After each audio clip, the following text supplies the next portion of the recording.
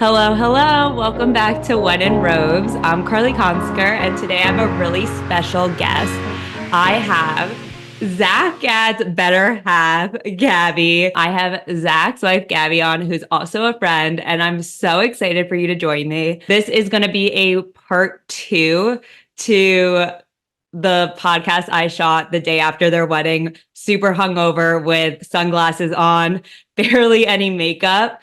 So because I was incoherent and don't even know what I said in that podcast, we have Gabby to actually give us information and to be on the pod. And I'm so excited to have you. So welcome. Wow, I cannot wait for part one.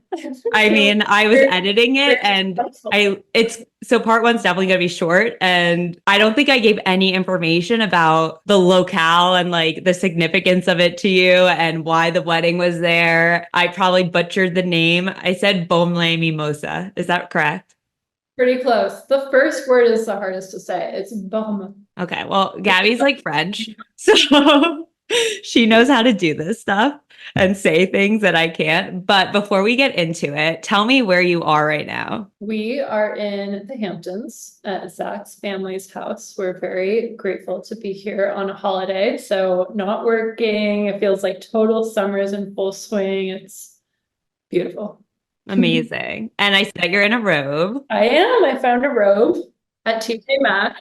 I'm so happy you're in a robe. I'm also in a robe. I'm in this robe is actually, I think it's from Pottery Barn. My friends got it for me as a birthday gift and it has my initials on it. And it was so sweet. And I'm so excited to be able to wear it. I'm currently in my apartment in Los Angeles.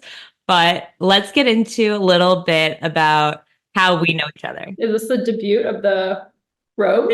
I haven't worn this one yet on the pod. Wow. I know. They should be honored. Yeah. Shout out to Jess and Julia. I want a monogram robe, Jess and Julia. I know. I mean, it was actually like the perfect gift. So I'm really excited to wear it on the pod. So Gabby and I met obviously through Zach. Zach has been on the podcast. He's dying to come back on again. So I first met you in Casa, I would assume. Yes, I think so. I can look at what my first photo is with you if you want. Really? Yeah, you should do that. But I kind of want to know like what did Zach, if anything, tell you going into like meeting all of us in Casa? Because obviously we've been going for a long time and it could be very overwhelming to go for like the first time as someone's significant other. Did he warn you in any way? Honestly, so Zach and I have been together for like 9 years. So it's every year we're together, it gets harder to remember the past. But I think I went with him on like our first or second year of dating. So it was very, very soon. I had met his dad maybe like twice. So it was definitely like a full swing meeting his whole family and like getting to know them on a deeper level than just like dinner in the city. And yeah, I've definitely met you in Casa for the first time. Were you there for the Beyonce and Jay-Z? No, don't even bring it up, Gabby. Gabby, that's my biggest regret, I think, in my life is not being there that year for New Year's. That was the one year I took off of Casa, or maybe like besides COVID. That was the one year that we didn't go. And I remember you guys sending me videos and I was beside myself. Yeah, they were just like guests at the concert. They like walked in, it was wild. So that was my first time for sure. And then I met you the following year, that means. Yeah. That's so funny. I can't believe that was your first year. Yeah. I mean, when I think of you, I think of Casa for sure. But then we also have like so many overlap of friends just from like the city and new friends we made in Casa too. So totally. No, totally. And I'm so happy that you get to come on and talk a little bit about the wedding. And I kind of want you to talk about why you picked the location you did, what the significance is for you and your family. So growing up, every summer I would go to the south of France. Harder summers to have, but summer camp was never like an option for me. I never went. Maybe my friends went, but I never had like an interest in going. It was always spend my summers with my cousins and my grandparents and uncles and aunts and everyone in the south of France. So we have this great house right on a cliff, right on the water. It like could not be a better location. And kind of like our cousins all have houses down the street. So it's kind of like a family compound in that sense. So it just has a lot of meaning. And I would spend the whole summer there and not realize how great that was. Like now with work, you can't take off 3 months and just No, that's go. insane. Yeah, it's a lot of like beautiful memories, like barefoot, running around everywhere from house to the beach, back again. And then when Zach and I started dating, I brought him, and I don't think he'd ever been to a location like that. I think when he would go to Europe, he would stay in like hotels or resorts or things that were just like a little bit more kid friendly and where like tourists would maybe like spend more time. So the cities, or like he'd been to Paris a few times. But yeah, so it's just been a very special place for both of us. Yeah, and it's absolutely gorgeous. So when we went for the wedding, I had no idea that it was like the water and the mountains. Like it's so beautiful there, and like you kind of get like the best of both worlds, I would say. But it is like it's not the is it the ocean that it's all like what is the water that's there? Sea, the Mediterranean Sea. Mediterranean Sea, same shit. That's what I meant, But it's so beautiful. And especially the hotel that the wedding was at, it was the perfect, I would say, one perfect location and the most stunning view I've ever seen. Yeah. Like I had a balcony that, yes, I had the creme de la creme of rooms, let's be honest. And Yeah. I had a beautiful balcony and I can see the water and the mountains and it was like greenery, but also like beachy. It was beautiful. Yeah, and we got really lucky because when we throw like a party, we want like everyone to stay there for the wedding. That was like our main thing. Like we want to find a hotel big enough so that all our guests can stay at the same location and just all be together for 3 days. So that was the only hotel in the area. Oh, it was perfect. Yeah. It was perfect. And I was promised chicken fingers and chicken nuggets at the after party, and I got them. And it was the best thing in the entire world. After drinking so much all night, like to have chicken nuggets in the south of France was iconic. Oh, Carly, I wish you were on the phone with our wedding planners and the hotel people with Zach fighting for those chicken nuggets for you. And they just like didn't understand like they were preparing like a 5-star menu and everything for the hotel and then chicken fingers. So he really pulled that one through. I'm so appreciative. I think everyone was, to be honest. Oh yeah, that was definitely a highlight because it's not like expected when you're just like, Totally. The amount of people that came up to me was like, what did you score? What did you score? Yes.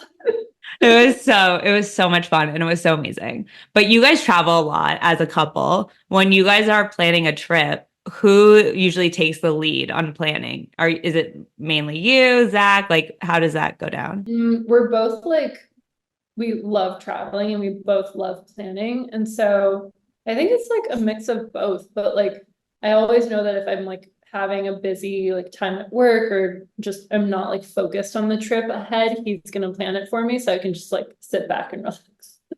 But we're definitely big like travelers. No, I love it. When you guys are looking at hotels and stuff, is there something like a particular characteristic of a hotel that you look at? Like, do you focus on location? Do you focus on amenities? Is there a certain type of hotel, like boutique hotels, or like what type of features like do you look at before booking? All right. Well, before I even speak of hotels, we do like to stay in our family's homes for free. So if we have like a cousin or an uncle or like a family member, we'll stay there first. The luxury of having family all around the world. Yeah, and divorced children of divorced families with 8 parents each. So total, it's great. But for hotels, yeah, we're more like boutique hotels. Or for our honeymoon, we discovered the small luxury hotel group, and I love small luxury hotels. Yeah, they were amazing, all of them. And they're like architecturally significant. So we love the whole experience of a smaller hotel that has all the amenities or most amenities. Maybe not chicken fingers, but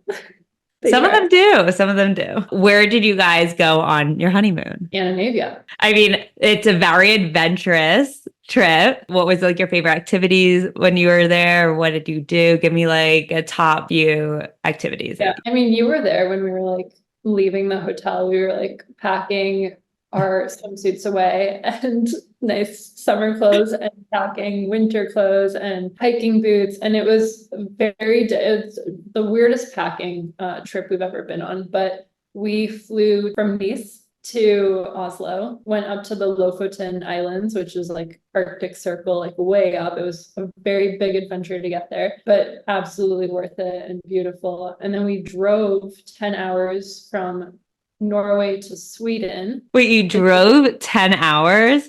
Yeah. What do you mean you drove 10 hours? The alternative was taking a 3-hour ferry to a flight, to another flight, to another flight. These were very remote places. So we were like, you know what, we'll drive, we'll do it, we'll suck it up one whole day. Wait, how did you land on these locations? Like, did you consider that you're going to be driving 10 hours prior to picking where you're going? Or did that come as a surprise? No, okay, so we got from Nice to Oslo. Then we got to, I don't even remember. Oh, it's called Bodo in Norway. And then we hopped on a ferry and it was a 3-hour open water, like basically you're in the ocean ferry. We have never been more seasick. So the plan was to do it backwards, to leave and to go to Sweden. But after that horrible ferry experience where everyone was handed barf bags and the waves were just like insane, we impulsively rented a car and changed the plans a bit to drive. So yeah, it was not part of the plan, but like looking back, I would recommend everyone do that because it's nice. You're in Sweden, you're like driving around. It's beautiful. I'm sure it was gorgeous. And plus Zach loves to drive. Yeah, no, and I need to get better. So it was definitely good to drive. What was like your favorite activity that you did on your honeymoon besides a 10-hour drive?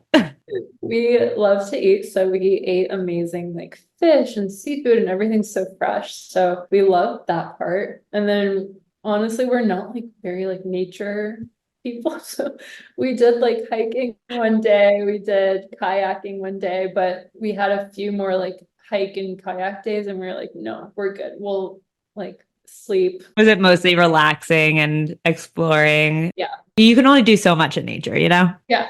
No, I totally like admire people who do it, but like, I don't know, after a wedding and everything, you're like, you just want to sleep, I think. Yeah, you're exhausted. So, of all the places that you've traveled to, do you have a favorite place or a favorite hotel or both? I knew you were going to ask me this. I forgot to think of the answer. You can also give me like a top few hotels or a top few places that you love to travel to.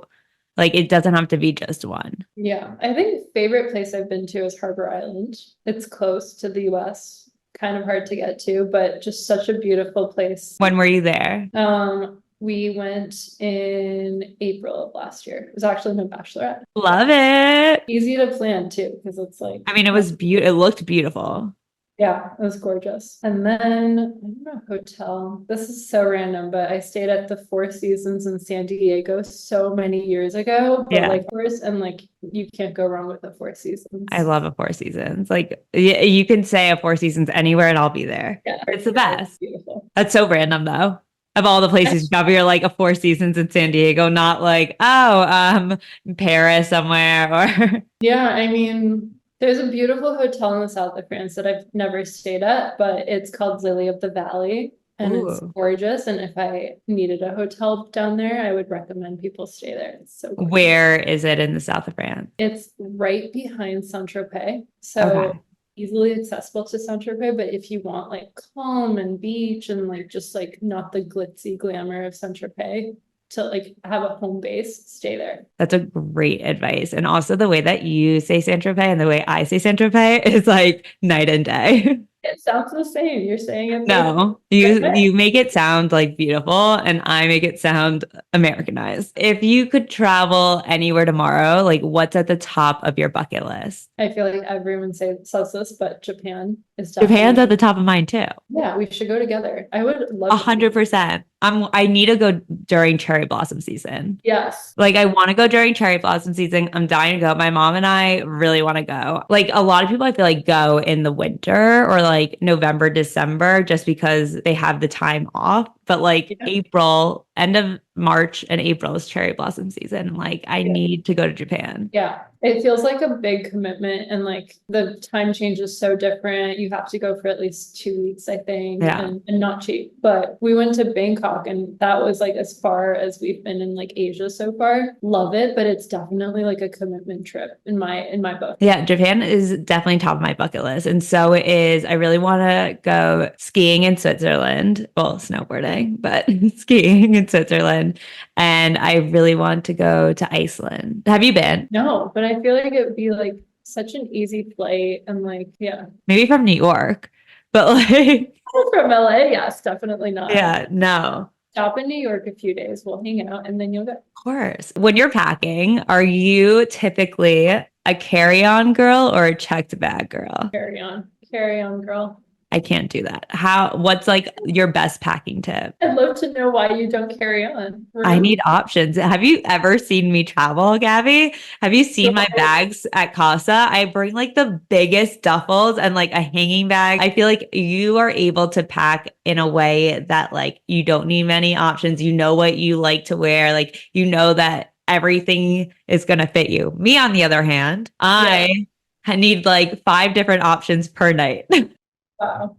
Yeah, I definitely like have gotten to a point where I plan out the outfits. So every day of the trip, I know what I'm wearing, or I'll like switch out a few things or wear like things that go well together. But yes, definitely a carry-on girl. Even Only. for like Casa where you're there for a long time. Yeah, 100%. I'm just bringing like swimsuits and a few dresses.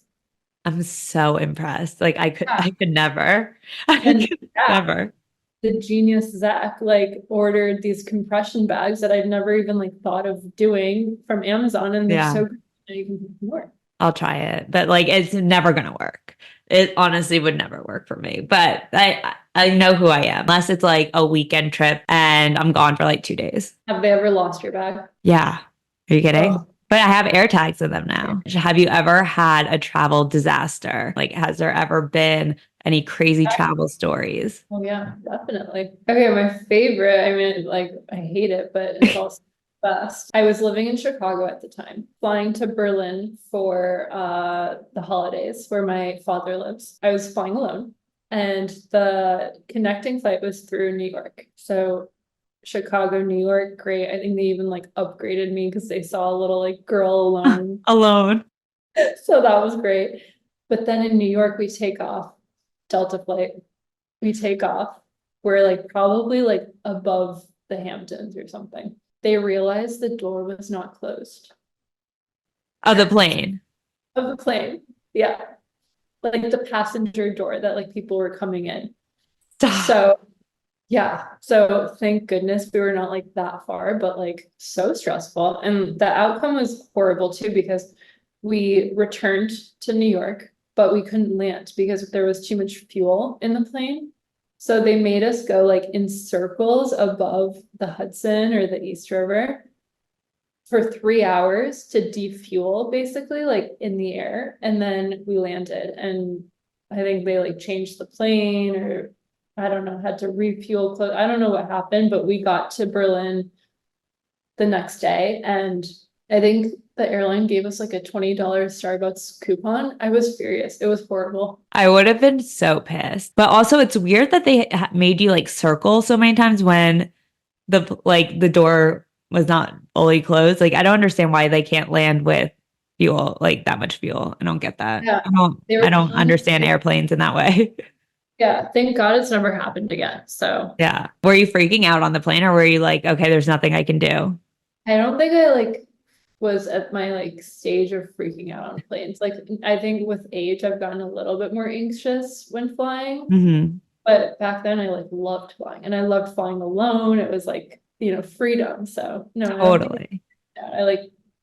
I like trusted the adults in charge. And now as I am an adult, I don't trust the adults in charge. But Do you find yourself to be a pretty good flyer? Because I know Zach has anxiety when flying.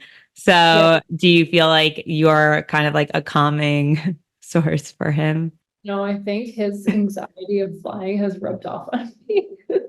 So So he's been a bad influence. yes, we're not great, but we love traveling. So, you know, So obviously we don't have any chicken finger reviews today because I'm going to add this as a part 2 to the wedding podcast for I'm not going to say it right. You say it. Bormes-les-Mimosas. Such a beautiful. What was that? Did you see that? Did you see that I thumbs love up? that. Yeah. Wait, what was that? How do I do it again? Yay.